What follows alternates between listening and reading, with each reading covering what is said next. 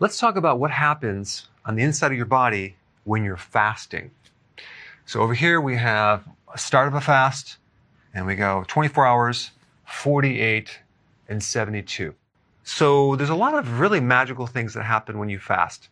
Our bodies have developed over a long period of time and have adapted to starvation many, many times. So we have all these unique proteins that get expressed or turned on that have to do with your brain doing better, the different parts of your body surviving better. Our bodies have not adapted to the frequency of eating like we do now, like every 3 hours. So right around 12 hours, we get this spike in growth hormone. Growth hormone is the anti-aging hormone. It's the main fat-burning hormone. It's the hormone involved with healing joints, and it's involved with protein synthesis or making different new proteins. Some people take growth hormone, get injected. I don't recommend it, but they take it to help heal certain parts of your body. But guess what? Fasting will trigger it automatically. So just by the fact that you're fasting, you can increase growth hormone. And of course, exercise will also increase growth hormone as well. So it starts about 12 hours and it increases as you go on and on. Now, at about 18 hours, you start developing something called autophagy. Autophagy is an interesting thing that happens with your body where you start recycling old, damaged proteins and microbes as well. One type of protein would be the advanced glycated end products, which basically when you combine glucose with a protein, it becomes very sticky. So let's say you're on a high carbohydrate diet, and that sugar combines with your own protein in your body, and that starts to glycate or just kind of destroy some of the proteins in your body, and then they don't function anymore, and they get sticky and they clog things up. Well, guess what? Your body will start cleaning all that up and turning these damaged proteins into new amino acids where your body can use them. Amyloid plaquing, which occurs in the brain and other parts of the body, is a type of protein that can be cleaned up with autophagy. So it's any type of cellular proteins that are not working anymore in your body. Autophagy will start cleaning that up and start to renew the tissue. And it starts right about 18 hours, and it gets more and more and more as you start fasting. And in about 24 hours and a little bit longer, you start to really deplete this glycogen reserve, this storage supply of glucose in your liver. So the more that the liver is depleted with glycogen, the more you're going to be running on ketones as the alternative fuel. And if you have a fatty liver, for example, your body will start using that fat and turning that into ketones. So your body is finally able to start tapping into this stored energy, and you're running more and more on ketones, which is a superior fuel. And because you're running on ketones, ketones are an appetite suppressant. So your hunger goes away, cravings are gone. They're antioxidants, so you're building up your antioxidant reserve. They provide more oxygen, so your body is running on more oxygen, less CO2. It's more efficient. And because ketones are a much more efficient fuel than glucose, the thyroid does not have to work as hard. And you may find that your T3 is a little bit lower, but the thyroid stimulating hormone is normal. And all that means is your thyroid is adapting to this new type of fuel. Now, some other cool things that are happening right around 24 hours is that your inflammation is dropping significantly. If you wanted to even speed it up more, you can add some vitamin D to that, and that will really help you. So any type of conditions that involve inflammatory states like arthritis, bursitis, autoimmune type conditions start to improve about 24 hours.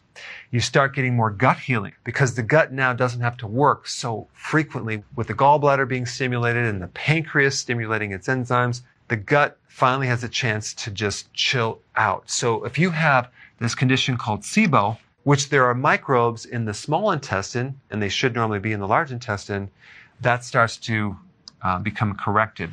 You start increasing stem cell in the gut, so your gut starts to heal. The heart loves ketones way better than glucose, so you start getting improvement in the cardiovascular function and as well as in brain function. There's something called BDNF. This is a factor that helps make new brain cells. So your brain starts to repair at 24 hours. As you keep going on, you would think you're going to be losing muscle protein, but that's not really what happens because your body becomes more efficient. And there are certain genes that are sparing proteins, so it's not using muscle protein. So the efficiency of fuel is much better. Plus, with autophagy, you're using the old damaged proteins and giving you new proteins. So the combination is really good. So the amount of nutrition that you really need to run the body is a lot less because the body just dials down and it can run on a less amount of nutrients. So that's a positive thing. Now, the other thing that happens during autophagy is that you're also cleaning out microbes and fungus and mold and yeast. And to kill off those microbes, your body develops certain oxidants, and you also have antioxidants on the flip side. So your body actually makes things like hydrogen peroxide to kill off microbes, but it also, on the flip side, makes its own antioxidants to actually protect the body against the oxidation. So we have this entire balance. It's only when we have lower amounts of antioxidants and higher amount of oxidants that we get this thing called oxidative stress, which things start breaking down.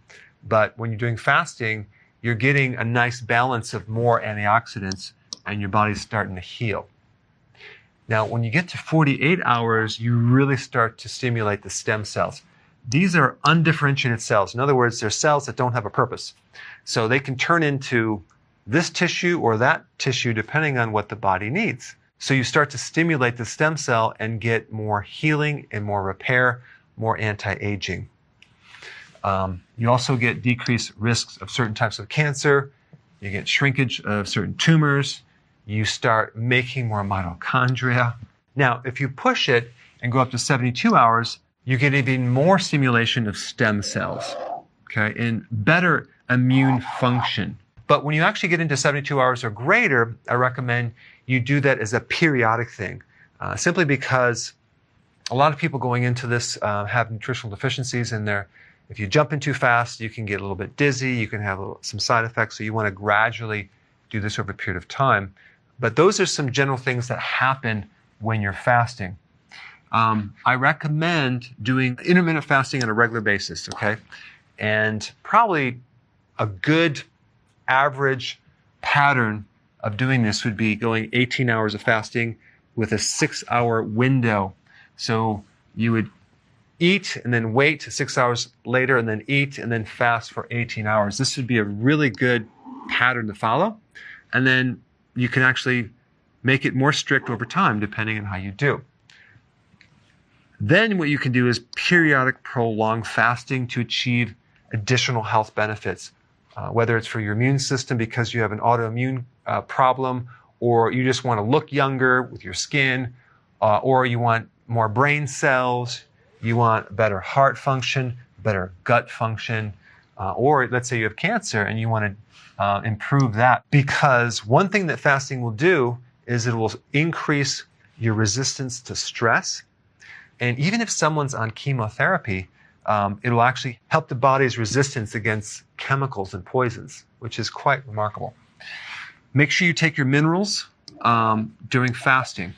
So I know a lot of people recommend just doing either a water fast, you're just drinking water, or a dry fast where you're not drinking anything. I recommend doing a water fast with nutrients just because if you are deficient, you can have problems. So you want your minerals, you want your B vitamins, and you want your salt. Very important. Right around 8 o'clock in the morning, you have the spike in cortisol. And if cortisol spikes, sometimes that can cause your body to make more glucose, and you can have higher blood sugars. And it happens with a lot of people with blood sugar issues. Nothing to worry about. That will improve over time. But if you just add exercise in the morning, that will burn off some of that extra sugar. And if you're fasting, it's not coming from your diet. It's just coming from your liver making glucose, making a little too much because maybe the cortisol is too high. Okay, so just wanted to point that out. And I have videos on that. I'll put a link down below. It's called the dawn phenomenon. Now, if your LDL, so-called bad cholesterol, which is not really bad, low density lipoprotein is increased, the reason for this, especially if you're not consuming any type of significant carbohydrates and you're doing fasting, this is increased from a different reason. Think about one of the purposes of LDL. It's to deliver cholesterol to different tissues, right? Well, think about all the things that are happening when your body is fasting. You are going through a major healing process. And cholesterol is the raw material for your cell membranes, for your brain, to make hormones, to make vitamin D, to make bile. 40% of all the cholesterol in your body is there to supply the membrane of your cells, which is essential to protect the cell and allow for things to go in and out of the cell. So maybe one of the reasons why your body might need the cholesterol to be transported through this carrier protein is healing the cellular membranes. Or it could be that it needs to have the raw material to make more hormones. I would not worry about that. If you are concerned, there are various tests that you could do to determine what's happening to this cholesterol. Is it doing damage or not? But I would not worry about it. But anyway, I wanted to create a video just to kind of show you what happens to the inside of your body when you're fasting. Thanks for watching. So if you want more knowledge on how to create a healthy body, subscribe now and get daily notifications.